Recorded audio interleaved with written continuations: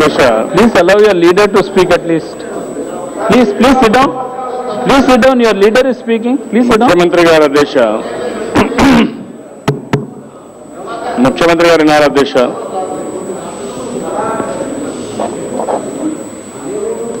మీ ద్వారా ముఖ్యమంత్రి గారికి విజ్ఞప్తి చేస్తున్నారు అధ్యక్ష. చాలా సింప్లిఫై చేసేసారు సమస్యని. ఒక ముఖ్యమంత్రిగా ఉండి మీరు ఇంత బాధ్యతారాహిత్యంగా మాట్లాడడం కరెక్ట్ కాదు ముఖ్యమంత్రి గారు.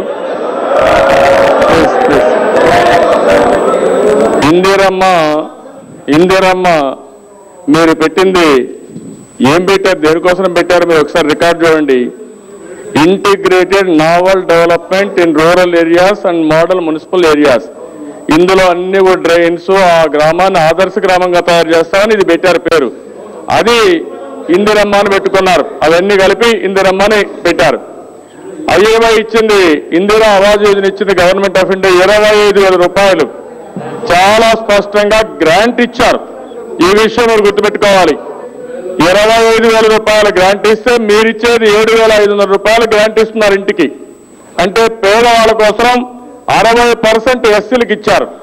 మిగిలిన 40% ఎస్సీ ఎస్టీలకు 60% ఇచ్చి మిగిలిన వాళ్ళకి 40% ఇచ్చి, ఇందులో కూడా ఎక్కడైనా ఇండ్లు కాలిపోతే, ఎక్కడన్నా వరదలు కానీ సైక్లోన్ వస్తే ఆ విధంగా డ్యామేజ్ అయినప్పుడు ఏమని చెప్పి చాలా స్పష్టంగా గైడ్ లైన్స్ ఉన్నాయి. మీరు కేంద్ర ప్రభుత్వం యొక్క గైడ్ లైన్స్ వైలేట్ చేశారు.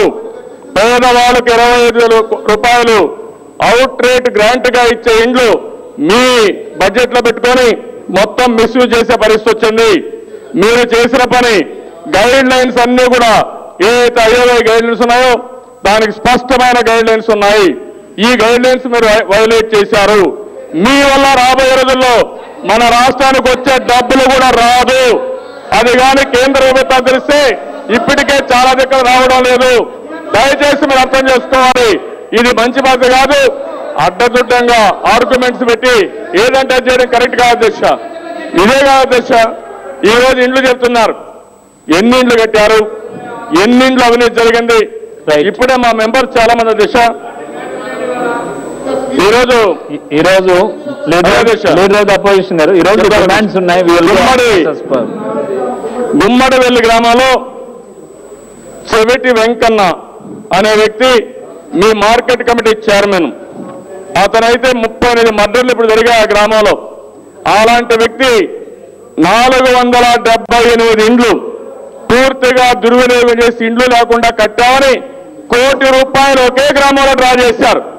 నేను అడుగుతున్నా ఇప్పుడు ముఖ్యమంత్రి గారిని, ₹1 కోటి మీ మార్కెట్ కమిటీ చైర్మన్ డ్రా చేసినప్పుడు, ఇండ్లు లేకుండా సోహా చేసినప్పుడు ఏమి యాక్షన్ క్రిమినల్ యాక్షన్ తీసుకున్నారా?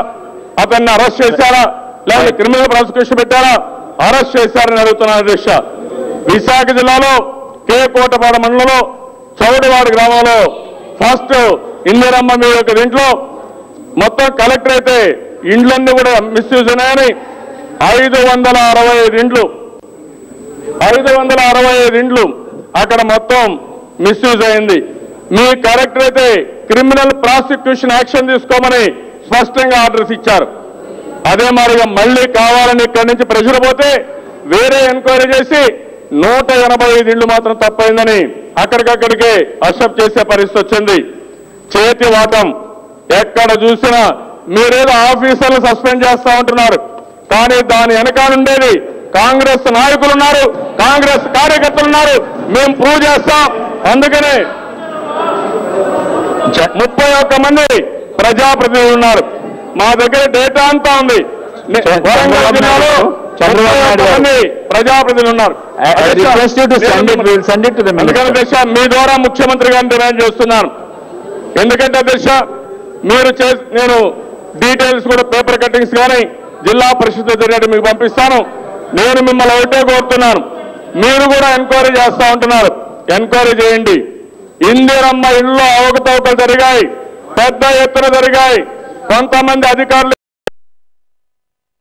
కొత్తపల్లి అయితే 100 ఇండ్లు, సులేమాన్పురంలో కోటగిరి అయితే 150 ఇండ్లు, జలాల్పూర్లో వర్ణి మండలం 50 ఇండ్లు.